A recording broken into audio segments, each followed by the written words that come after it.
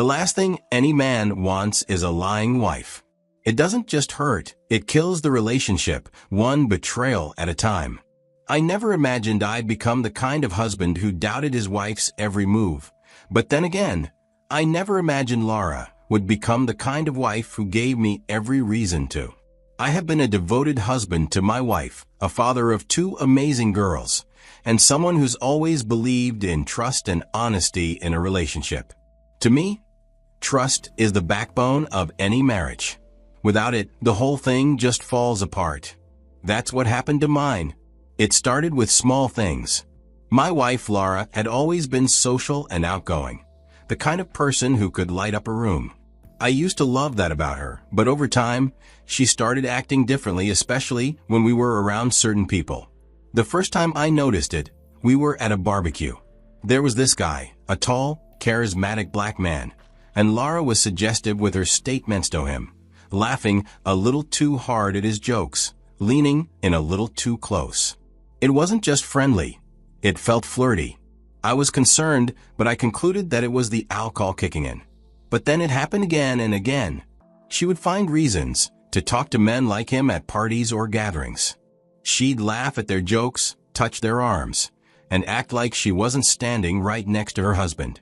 One time, she even did it in front of my friends. I was embarrassed and angry, but I didn't want to cause a scene. Instead, I waited until we were alone. That night, I asked her about it. I told her it made me uncomfortable and felt disrespectful. Her response? She laughed, said I was too serious and needed to relax. Her gaslighting hit hard. It made me question myself. Was I really imagining things? Was I being too uptight? But deep down, I knew I wasn't. I knew what I saw, and I knew how it made me feel. The trust one had in her started to shake. It wasn't shattered yet, but the damage was done. The worst moment came a few months later. One of my closest friends had come over for a casual dinner. We were all chatting, laughing, having a good time. Then I noticed it. The way Laura looked at him, the way she laughed at everything he said, the way she leaned in when he talked. It was subtle, but it was there. My friend looked uncomfortable, too, like he didn't know how to respond. After he left, I confronted her again. I told her that her behavior wasn't just disrespectful to me, but it was also putting our marriage at risk. She rolled her eyes, called me paranoid, and walked away. That night, as I lay awake in bed, I couldn't shake the feeling of betrayal. But I had 2 daughters to think about. They adored their mom, and I didn't want to rip apart their family. So, I stayed. I told myself I could work through it, that maybe I was overreacting, that maybe things would get better. Those small cracks in trust turned into a gaping hole. It wasn't just about the flirting anymore. It was about the fact that I couldn't look at my wife without wondering if she was lying to me. And that was worse than anything else. The months that followed were tough, and not in the usual work stress kind of way. Laura started talking about wanting to enjoy life a little. At first, I didn't think much of it. Who wouldn't want to unwind from time to time? But it quickly became clear that this wasn't about a spa day or a weekend with family. Laura wasn't asking for a breather. She was asking for an escape from our life, our responsibilities, and frankly, from me. She said she felt trapped by marriage and motherhood. I'm still young, she told me one evening. I don't want to wake up one day and regret not living my life. That hit me hard.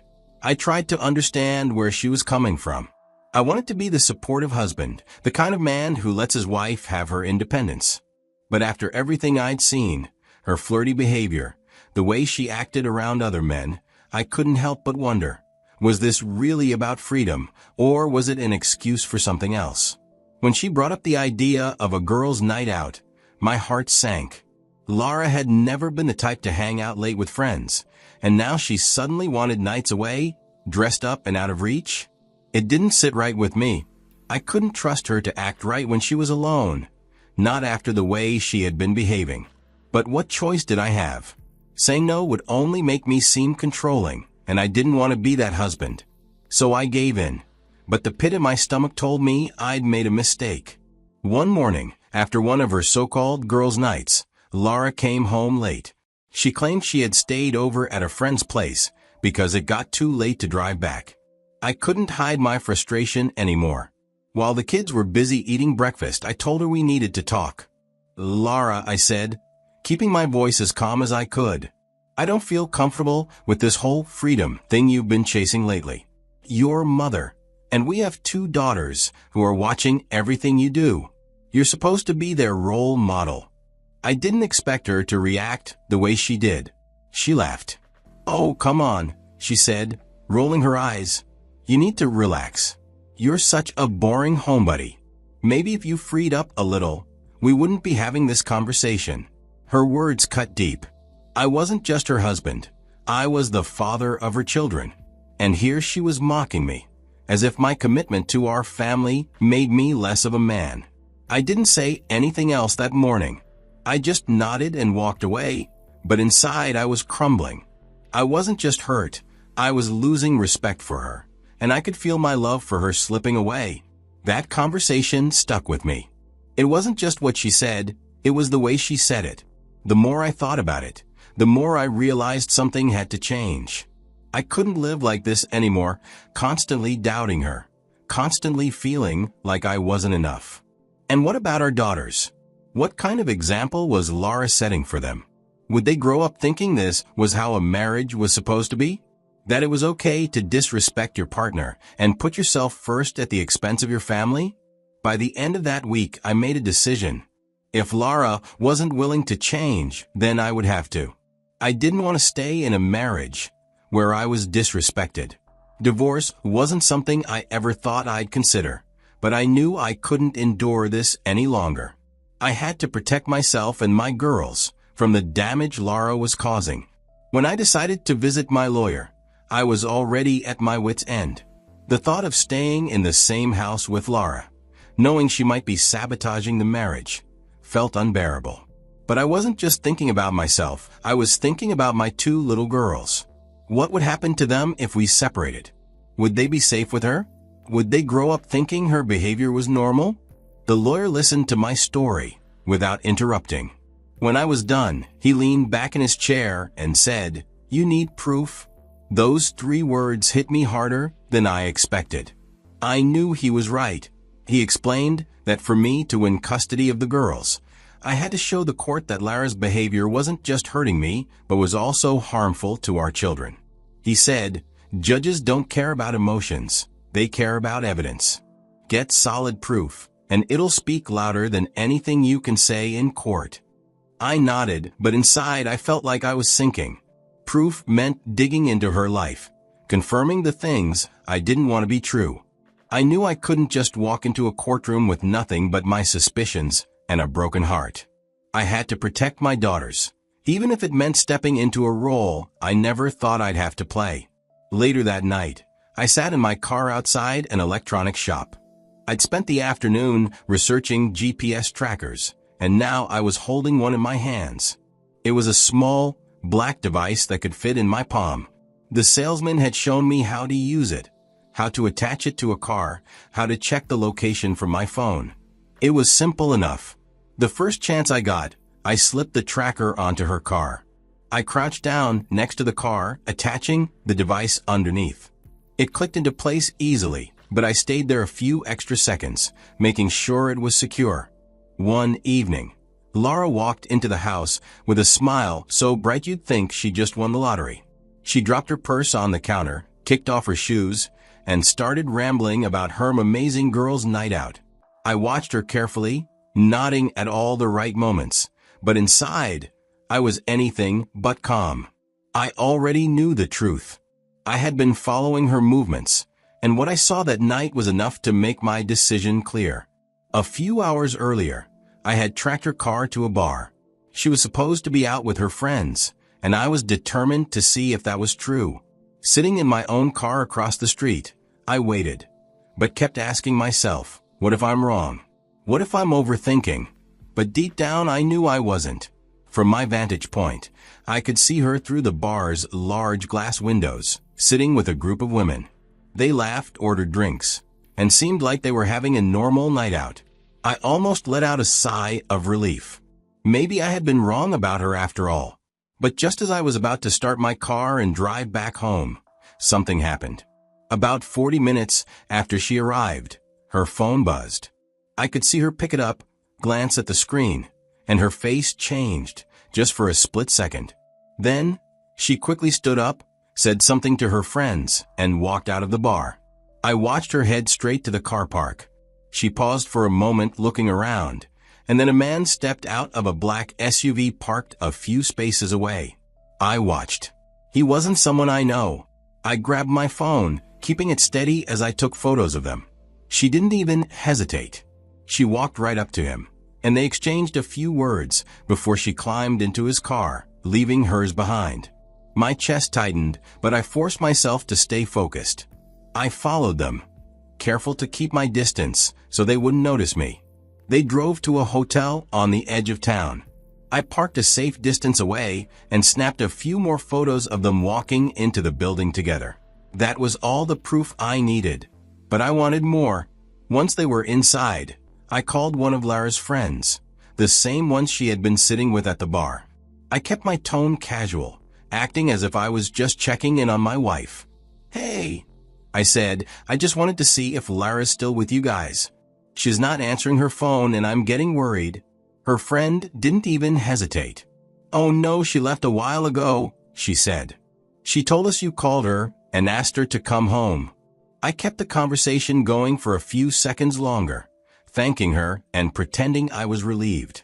But in reality, my anger was bubbling just under the surface. I recorded the entire call. It was the final nail in the coffin. With the GPS logs, the photos, the videos, and now this call, I had everything I needed.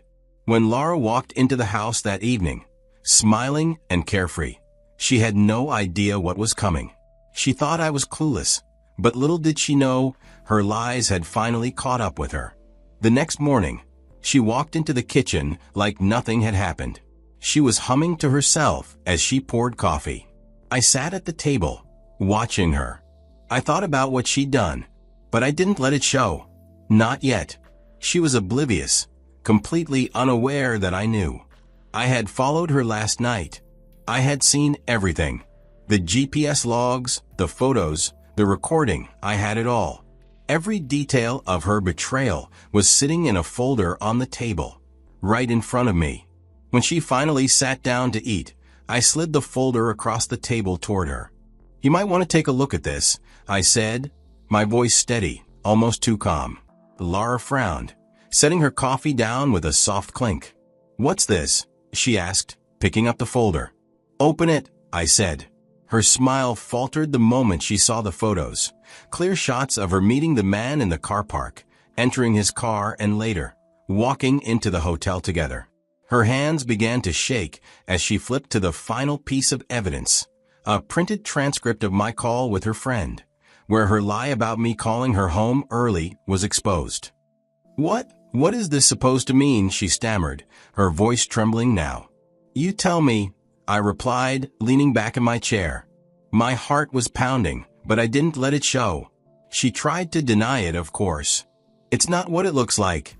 He's just a friend." I wasn't even. "Don't," I cut her off, my tone firm. "Don't insult my intelligence, Lara. The photos don't lie, and your friend? She doesn't lie either, apparently." Her face turned pale. She was panicking now, her confident, carefree demeanor completely gone. She opened her mouth to speak, but no words came out. "You've been lying to me for months," I continued. "Mocking me, disrespecting me, acting like I'm some kind of fool. But I'm done, Lara. This," I pointed to the folder, "this is all I needed to move on." She sat there, stunned, tears starting to form in her eyes. For once, she had nothing to say. The reality of what she had done was staring her in the face, and there was no way out. I stood up, leaving her sitting there in silence, the weight of her betrayal crushing her.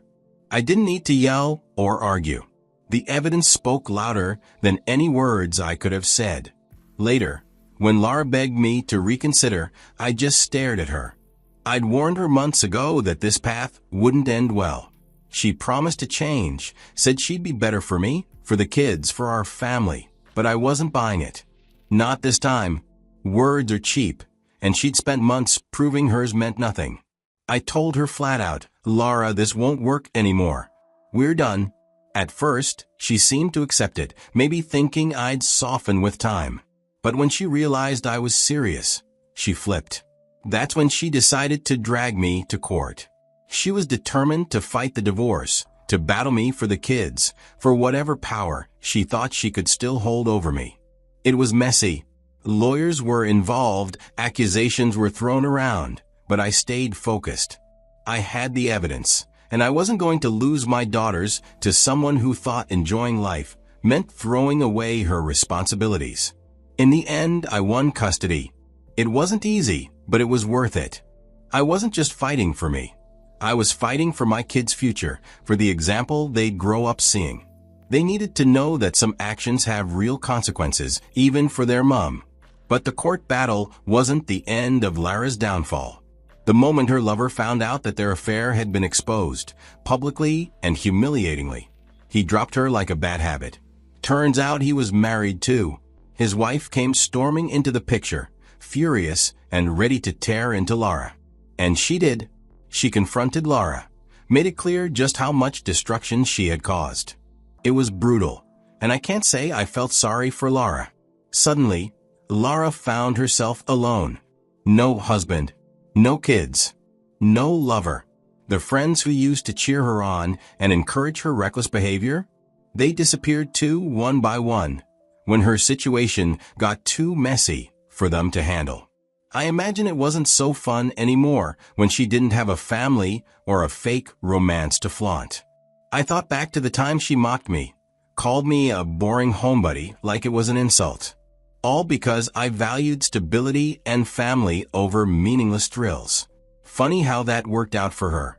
Now she's the one stuck with nothing, while I have my daughters, my peace, and a chance to rebuild. Karma has a strange way of showing up when you least expect it. I didn't plan for all of this to happen the way it did. I just wanted out of a toxic relationship and a better life for my kids.